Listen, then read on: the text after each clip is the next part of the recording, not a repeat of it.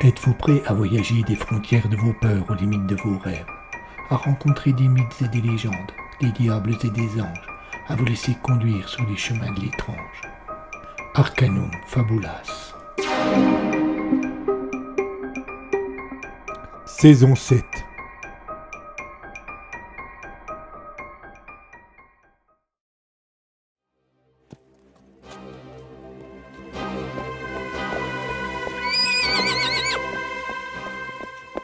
Ce village nous semblait la proie idéale. Quelques paysans égarés au milieu d'une forêt.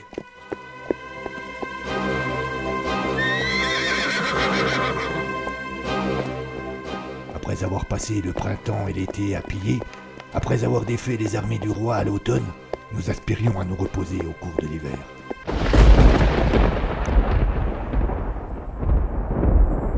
Mais ce village n'était pas un village ordinaire, et son secret va nous mener en enfer.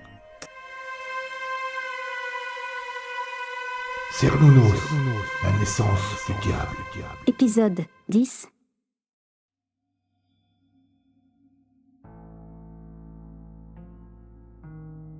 Dès que l'un de nos prisonniers franchissait, contraint par la menace de nos armes, la limite invisible, le mur de brouillard se reformait. Alors, nous nous mettions en route pour le suivre à la recherche d'un passage. Selon les cas, il s'écoulait plus ou moins de temps avant que le brouillard ne se dissipe, marquant par là la mort du villageois. Gaynor s'agaçait lorsque cette mort arrivait trop vite. Nous n'avions que 10 personnes sous la main et il fallait absolument faire le tour complet avant qu'ils soient tous décédés. La 5e personne que nous envoyâmes dans le terrible piège était une femme brune d'une 40aine d'années. Lorsque Gaynor lui demanda son nom, elle marqua aucune hésitation, aucune pause. « Louise », répondit-elle en fixant le gallois de ses yeux bleus. Son regard était si perçant, son calme si surprenant, que l'espace d'un instant, Thomas parut hésiter. Sa nature revint vite sur le devant. « C'est à toi maintenant. » 2 de nos hommes s'approchèrent d'elle et l'attrapèrent par le bras afin de la pousser vers la limite. Mais d'un geste d'épaule, elle se dégagea, et sans quitter Gaynor du regard, avança doucement, tranquillement et avec assurance vers la zone de brouillard. Je ne pus m'empêcher de penser que la donzelle avait un vrai courage. Les 3 précédents avaient dû être poussés. L'un s'était jeté à genoux aux pieds de Gaynor pour supplier de l'épargner. Un autre avait tenté de s'enfuir en hurlant, et le dernier s'était tellement débattu qu'il avait réussi à blesser légèrement un des nôtres.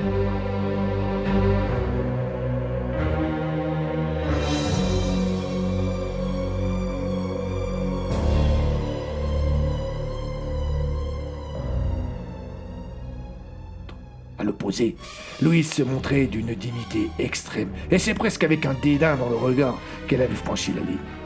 Notre seule réaction fut d'en rire, et Harold lâcha même le commentaire suivant. « La barbiche, ça n'empêchera pas de crever. » Et il cracha au sol. Gaynor ordonna que l'on se remette en route et nous reprîmes notre progression le long du mur. Au bout d'un moment, je commençais à être surpris. Non seulement Louise avait fait preuve de courage, mais à l'opposé des autres, elle tenait bien plus longtemps face aux monstres qui peuplaient la brume. Comment faisait-elle ? Je connaissais ses adversaires, je les avais affrontés tantôt. Comment une si frêle jeune femme pouvait-elle tenir là où des guerriers aguerris avaient succombé rapidement ? C'est presque par hasard que je compris ce qui se passait, et voilà comment.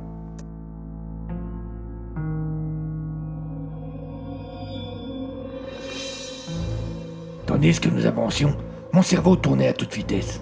Machinalement, je me mis à fixer le mur comme s'il pouvait me donner une réponse. Et, incroyable, c'est ce qu'il fit.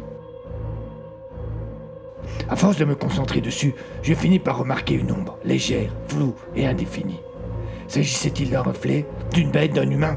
Impossible à dire dans un premier temps. Toujours est-il que je constatais qu'elle avançait en parallèle de notre groupe.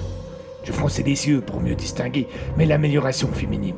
Alors, je m'approchai du brouillard. L'ombre se fit un peu plus précise. Il me semblait bien qu'il s'agissait d'un être humain. Et qu'est-ce que tu fais ? M'interpella Claudius. Tu quoi ? Attendez. Et sans hésiter, j'entrai à mon tour dans le brouillard, à hauteur de l'ombre.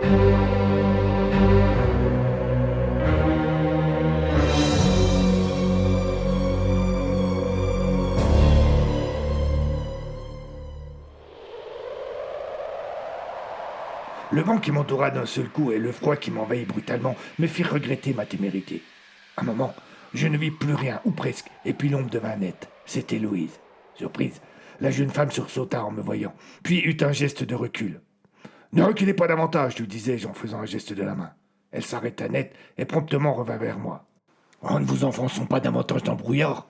En suivant la limite, vous avez évité les monstres, n'est-ce pas ?» Elle ne répondit pas, mais son regard était froid et agressif. « Comment saviez-vous » Elle ne me répondit toujours pas et fit un pas vers moi. Son visage était de plus en plus fermé. Je tirai mon épée, mais je me gardais bien de la menacer avec. Je voulais juste lui donner un avertissement.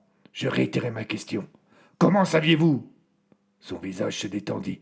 Elle baissa la tête. « Je ne savais pas. J'ai juste essayé. »« Très bien. Continuons alors. »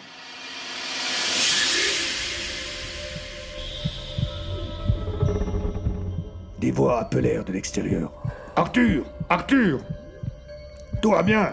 répondis-je sans quitter Louise des yeux. « Je reste là. Nous continuons à avancer. Et prévenez-moi si nous avons fait le tour du village. »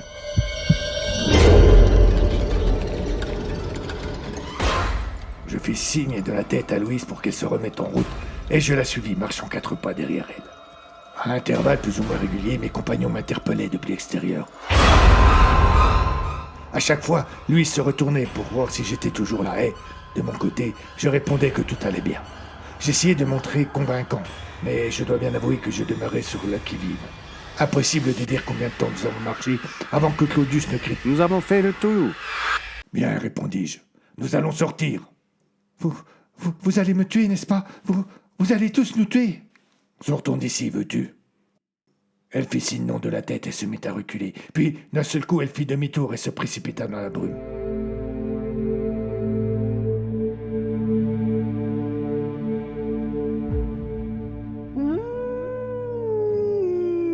Un hurlement se fit entendre, des grognements et les cris de Louise.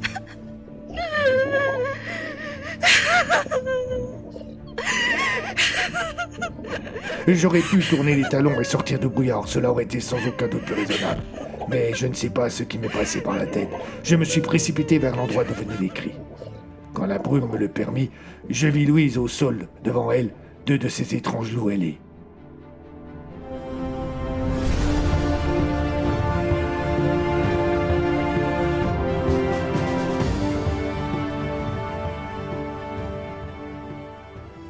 La jeune femme était blessée et se tenait le bras droit qui saignait abondamment.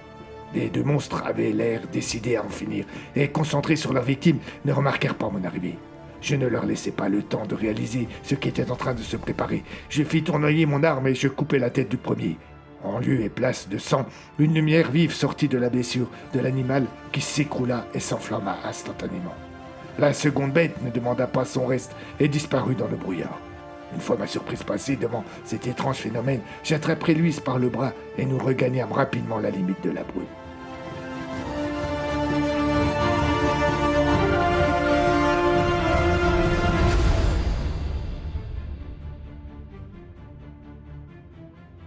Dès que nous fûmes sortis, à ma grande surprise, le brouillard ne disparut pas, en formant un mur permanent et infranchissable. Nous nous laissâmes choir au sol et Gaynor s'approcha de nous. Que se passe-t-il? Pourquoi le mur reste-t-il intact? Pour toute réponse, je ne pus que hausser les épaules. Nous étions vraiment prisonniers maintenant. Tout va bien? Moi, oui. Elle est blessée. Et je montrai Louise du doigt. On s'en fout. Intervint Harold. Je vais régler le problème.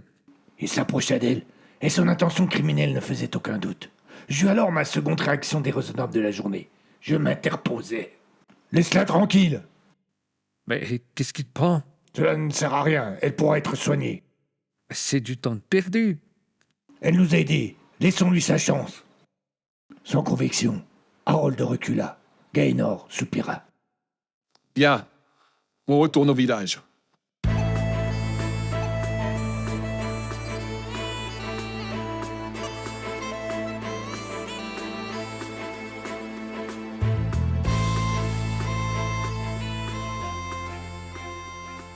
Dans la grande salle de la ferme fortifiée, l'ambiance était tendue. Je craignais que le moindre mot, la moindre attitude mal interprétée ne déclenche une bagarre, ou pire, un pugilat. Gaynor avait réuni tout le monde et expliqué le résultat de notre expérience du jour. Prisonniers. Nous étions bel et bien prisonniers, encore plus maintenant que la brume était permanente. Certains parmi nous semblaient en douter. Je me rappelle du petit Charles, un petit blond à la tête de fouine, toujours prêt à en découdre. Un allié précieux sur les champs de bataille, un handicap quand il s'agissait de réfléchir. Il avait levé le poing et s'était mis à hurler. « C'est pas un brouillard qui va retenir le petit Charles. Donnez-moi une épée et 3 gaillards et on va la traverser, votre maudite brume. » Quelques idiots de son acabit avaient approuvé bruyamment, et bien que je sus que je perdais mon temps, j'essayais de lui répondre. « Ce n'est pas le brouillard qui nous menace, c'est les monstres qui l'habitent. » Le blondin avait rigolé comme pour affirmer qu'il n'avait peur de rien, ni du diable, ni de ses démons. « Je te les enverrai en enfer, tes bestioles !» avait-il affirmé, présomptueux, avant que de nouveau certains ne l'encouragent. Nous avons mieux à faire que de sacrifier les nôtres face à un adversaire qui nous dépasse. Était alors intervenu Gaënor, ramenant tout le monde à plus de calme. Je n'ai pas dit mon dernier mot. Laissez-moi un peu de temps et je vous promets de vous tirer de ce village maudit. Il avait alors attrapé une cruche de mauvais vin qui se trouvait sur la table devant lui, l'avait levée comme s'il voulait porter un toast et ajouter. D'ici là, que ceux qui ne sont pas de garde profitent de la soirée et de la nuit. Quand nous aurons dessoulé, nous ferons le point. Une acclamation avait accompagné ces paroles, et comme si tout avait été oublié, l'ambiance changea pour retourner à la fête. J'avais toujours trouvé étonnant l'effet qu'avait l'alcool sur mes camarades. Quelle que fût la situation, quel que fût le drame, le vin parvenait toujours à les faire oublier, et nous plongions alors tous ensemble dans un formidable moment de communion.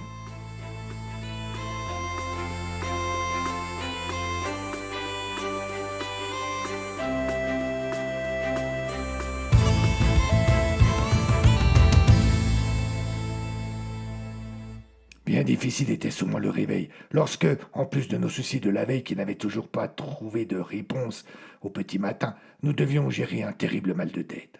Ce jour-là, je n'eus pas à me soucier de ce problème, car Gaënor, dès qu'il eut terminé son discours, vint vers moi. Retournons voir le vieil Arnold et faisons-lui cracher ce qu'il ne nous a pas dit. Je me retins de soupirer, mais je reconnais encore aujourd'hui que j'aurais préféré m'enivrer.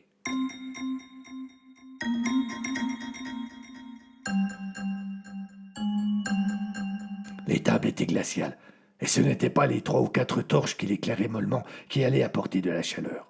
Dans un coin, affalé sur le sol, recroquevillé comme un bébé dans le ventre de sa mère, Arnold, pieds et poings liés, tremblait. Impossible de savoir si c'était de froid, de peur ou des deux.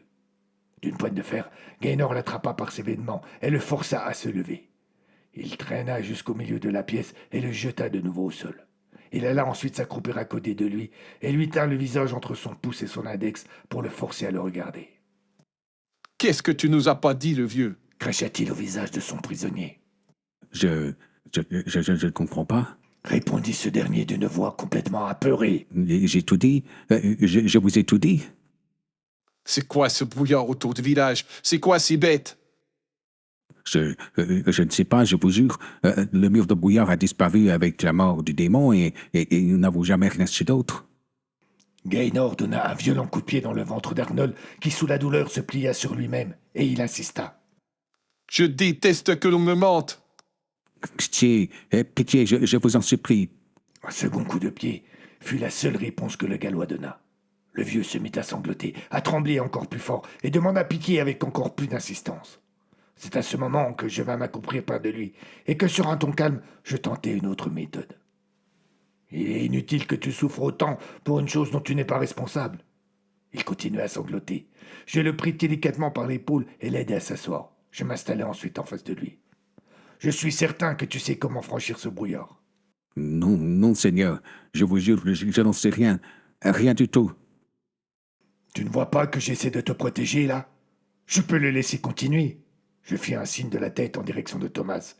C'est ce que tu veux? Vraiment? Arnold ne répondit pas et se recroquevilla en pleurant. Je soupirai en me relevant. Tant pis pour toi, alors. Cette phrase, lancée comme une sentence, le fit bondir. Non, attendez. Il s'agrippa à mes jambes et continua à supplier, mais je n'en avais cure jusqu'à ce qu'il lance. Mais je sais peut-être où se cache ce démon. Si vous le capturez, il pourra vous apporter des réponses à vos questions. Et si vous le tuez, le brouillard disparaîtra comme dans le passé. Le démon? Tu veux dire le vieux que nous avons poursuivi tantôt dans la tour de la ferme et qui s'est volatilisé? Oui, lui. Cause alors, tu m'intéresses.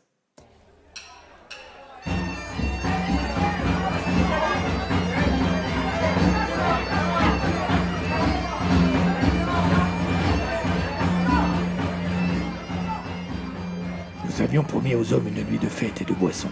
Il était impossible de revenir sur un tel engagement. Nous avons donc dû attendre le lendemain pour mettre à profit les nouvelles informations données par Arnold. Certes, nous aurions pu trouver 2 ou 3 hommes encore assez sobres pour agir de suite avec Gaënor et moi, mais vu que nous ne savions pas exactement ce que nous devions affronter, nous préférâmes attendre le jour.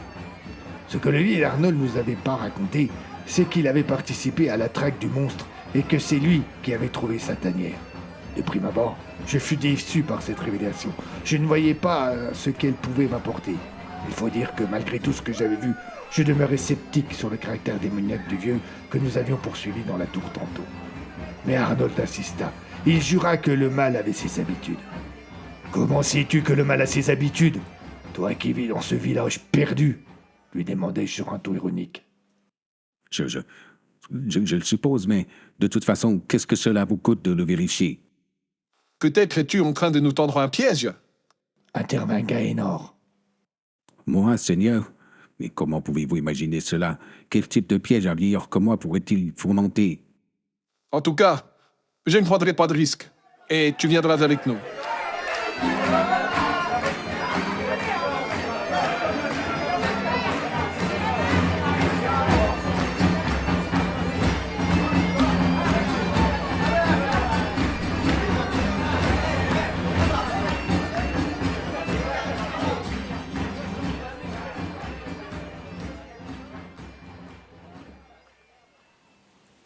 Il avait fallu attendre la fin de matinée pour récupérer cet homme assez clair pour venir avec nous. Le ciel était dégagé et le soleil qui frappait la neige nous éblouissait. Arnold était devant nous, sous la garde vigilante d'Harold et de Gaënor. Clotus et moi fermions la marche. Nous quittâmes le village par le nord en empruntant un petit chemin discret qui passait juste entre la grange commune et la ferme de feu Arnaud. Rapidement, la forêt se dressa devant nous et la couche de neige au sol fut moins épaisse, ce qui nous permet d'avancer plus facilement. Du moins, jusqu'à ce que le terrain commence à monter, d'abord doucement, puis de manière plus abrupte. Nous arrivâmes bientôt au pied d'une petite falaise, le long de laquelle serpentait un étroit chemin de pierre sur lequel nous nous engageâmes.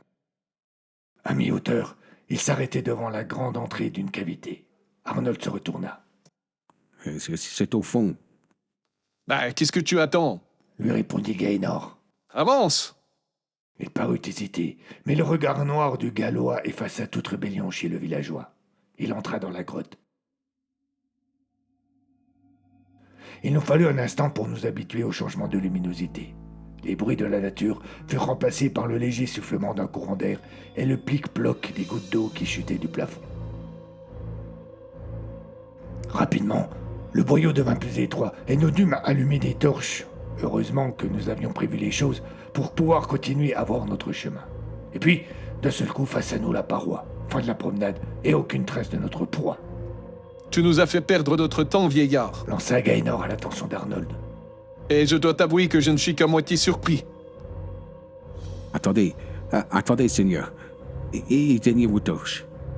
Tu es fou, pourquoi faire? Faites-moi confiance. Harold, toujours prompt à réagir, va attraper le villageois par le col. Tu nous prends pour des imbéciles. Tu veux que je te casse la tête pour t'apprendre? Mais non, Seigneur, regardez, je suis attaché. Que voulez-vous que je fasse? Tu n'as besoin que de tes jambes pour courir. Fit remarquer justement l'Irlandais. Fuir dans le doigt, dans cette grotte, c'est à coup sûr se tordre la cheville, ou pire, se fracasser la tête. Harold parut vouloir réfléchir, mais visiblement il ne sut pas quoi penser. Alors, comme il le faisait toujours dans ces cas-là, il se tourna vers Gaënor. Il y eut un court instant de flottement, puis le Gallois ordonna. Éteignez vos torches. Tous s'exécutèrent sauf lui. Il s'approcha à son tour d'Arnold.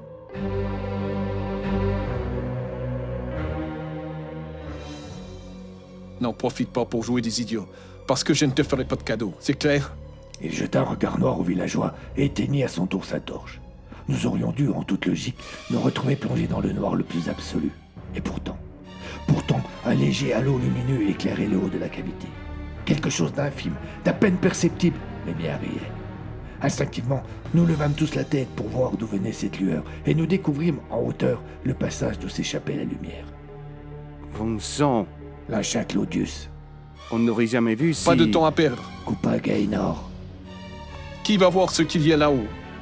Amusé par le défi, je me proposai. Aussitôt, Harold se mit en place pour me faire la courte échelle, et au prix d'un effort modéré, je me hissai jusqu'à l'ouverture.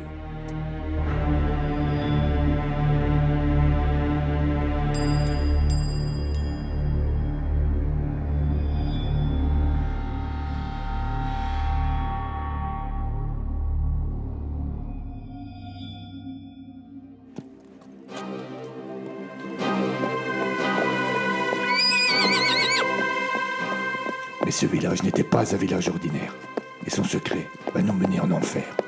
Cernunnos, la naissance du diable.